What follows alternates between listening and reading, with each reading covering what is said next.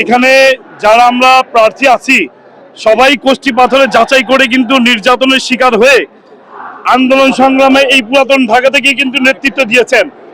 প্রত্যেকটা পরিবার নির্যাতিত হয়েছে, আমাদের পাশাপাশি প্রত্যেকটা পরিবার আমাদের নির্যাতিত হয়েছে। আমরা এই এলাকা ছেড়ে কোথাও যাইনি, আমরা এই এলাকায় থেকেই আন্দোলন করেছি, সংগ্রাম করেছি এবং এই ফ্যাসিবাদের বিরুদ্ধে লড়াই করেছি। আমাদের এই কথাটা, এই দাবিটা প্রথম দিক থেকে ছিল যে আমরা যারা নির্যাতিত হয়েছি আমাদের মধ্য থেকে দল যাকেই নমিনেশন দিবে আমরা তার সাথে ঐক্যবদ্ধভাবে কাজ করব। কিন্তু আমরা দেখলাম হঠাৎ করে যেখানে ম্যাডাম অসুস্থ, আমাদের হৃদয় রক্তক্ষরণ হচ্ছে, এই সময় হঠাৎ করে এমন একটি সময় এই সিদ্ধান্ত আসলো যে এই রক্তক্ষরণ আমাদেরকে আরো বাড়িয়ে দিল, আমাদের নেতাকর্মীদের কষ্ট আরো বাড়িয়ে দেওয়া হয়েছে। এই এলাকার প্রত্যেকটা নেতাকর্মী কিন্তু নির্যাতনের শিকার হয়েছে। আমরা ছিলাম মাঠে, আমরা দলের সিদ্ধান্তকে স্বাগত জানাই, কিন্তু এই ক্ষেত্রে আমরা যে অনিয়ম হয়েছে, ভুল হয়েছে, সেটা আমরা বিবেচনা করার জন্য অনুরোধ করছি।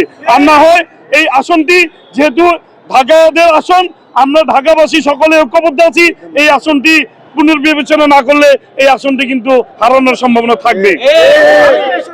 এই পরিবর্তনের কারণটা কি? এই যে যাদেরকে আমাদের পরিবর্তনের কারণ একটাই, যাকে নমিনেশন দেওয়া হয়েছে উনি এই এলাকার স্থায়ী বাসিন্দা না, উনি পার্শ্ববর্তী এলাকার বাসিন্দা।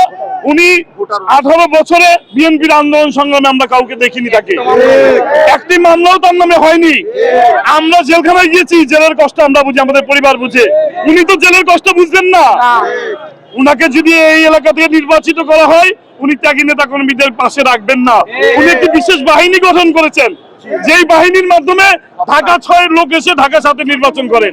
আর এরা তো ভোটারই না এই এলাকার, যারা এই এলাকার ভোটারই না তারা কিভাবে এই এলাকায় এসে নির্বাচনকে আপনার সাকসেস করবে? উনার নিজের ভোটও নাই। আমরা এটাই আপনাদের কাছে মিডিয়ার মাধ্যমে দাবি করি, আমাদের পার্টির হাইকমান্ডের প্রতি আমাদের আনুগত্য আছে। আমরা ধানের শীষের লোক, আমরা আমাদের জীবন যৌবন বিসর্জন করেছি ধানের শীষের জন্য, ফ্যাসিবাদের পতন ঘটিয়েছি, কিন্তু আমরা চাচ্ছি এই বিষয়টায় দল পুনর্বিবেচনা করবেন, কারণ এই সিদ্ধান্তটা সঠিক হয়নি আমাদের এলাকার।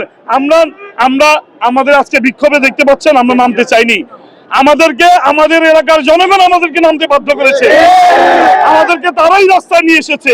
তাই আমি পার্টির কাছে অনুরোধ করব যে আপনারা এই আসনটি পুনর্বিবেচনা করবেন, যাতে এই এলাকার জনগণের আশা আকাঙ্ক্ষার প্রতিফলন ঘটে।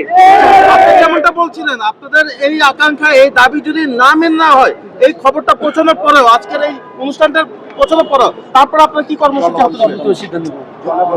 দেখুন, দল আমাদের প্রতি এত জালিমের আচরণ করবেন না। দল জানে যে মাস পিপুল যাদের সাথে আছে অবশ্যই ইনশাল্লাহ দল বিবেচনা করে সঠিক সিদ্ধান্তটা সময় মতো দিয়ে দেবে, এটা আমরা দৃঢ় বিশ্বাস রাখি। কারণ দল এই আন্দোলনের সময় আমাদের এই যে মুখগুলি আছে এই মুখগুলিকে কিন্তু পেয়েছে। আমরা গুমের শিকার হয়েছি, আমাদের এই ঢাকা 7-এর 7 জন কর্মী গুমের শিকার হয়েছে, অসংখ্য নেতাকর্মী হতাহত হয়েছে, অসংখ্য নেতাকর্মী পঙ্গুত্ব বরণ করেছে, অসংখ্য নেতাকর্মী জেল জুলুমের শিকার হয়েছে। কারণ ভারপ্রাপ্ত চেয়ারম্যান উনি জানেন যে কারা আন্দোলন সংগ্রামী ছিলেন। এতটুকু বিবেচনা করলেই আমাদের মধ্য থেকে দল যাকেই নমিনেশন দিবে আমরা সেটা মেনে নিয়ে কাজ করব।